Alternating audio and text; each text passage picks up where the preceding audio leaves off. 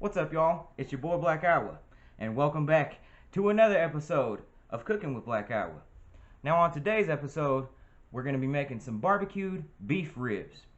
I know we've done pork ribs before, but the beef rib, that's a whole different animal, buddy. So come with me, let's get them started so we can get outside and enjoy that beautiful weather. Let's go!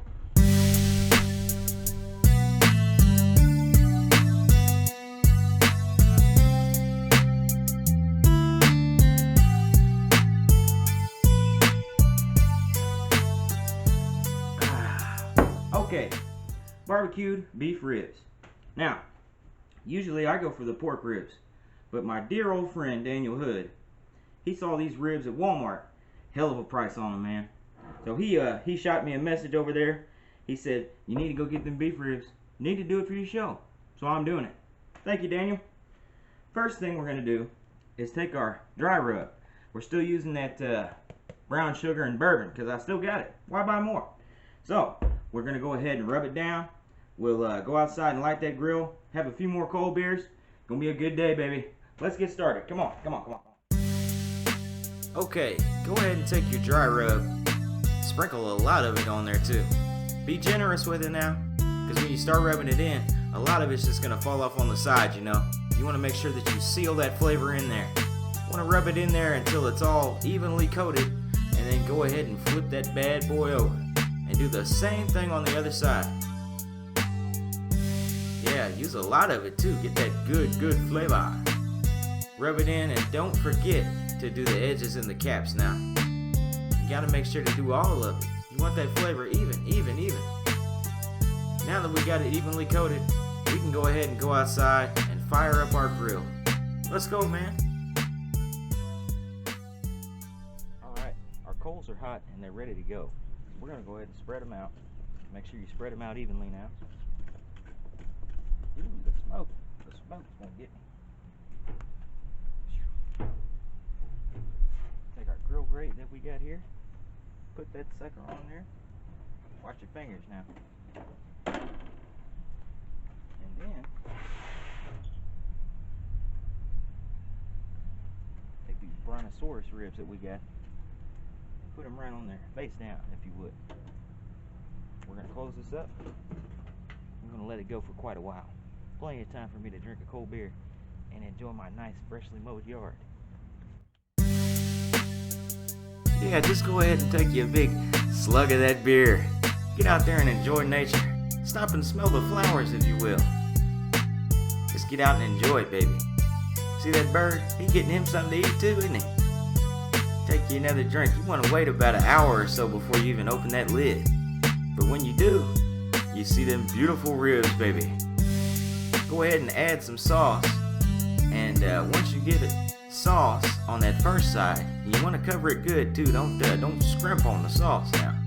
Put a lot of it on there. Get it good and covered like that. Then you can go ahead and flip it over and put a little bit on the other side. Now I can feel when I'm flipping these that my coals, they're just about out. So we can put a little sauce on here and give it one final kiss. And then we're going to take it inside and put it in the oven to finish it. I'll show y'all how that works. Let's finish this sauce up and get in the house. Come on.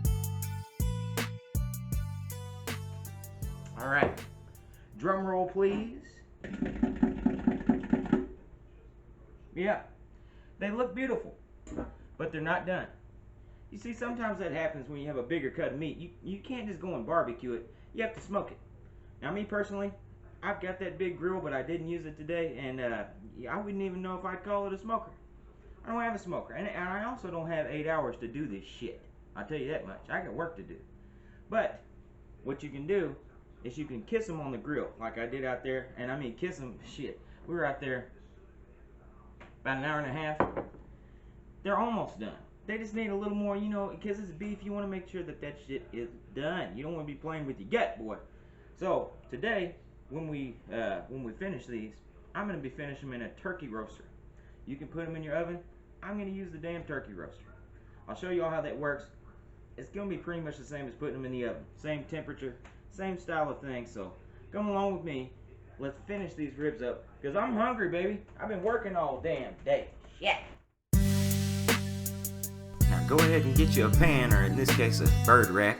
Line it with foil and put your ribs right on top, baby.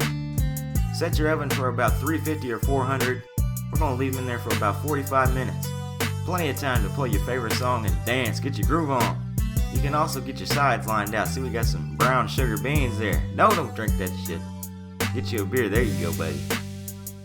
Potato salad was easy, it came pre-made. And look at those ribs, baby. I'm ready to have a bite for me.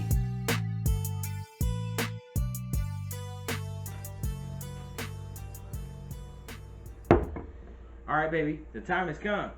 The beef barbecue ribs are done. And I'm going to have the first bite for me. Pick one of these big old Fred Flintstone ribs up and take a bite.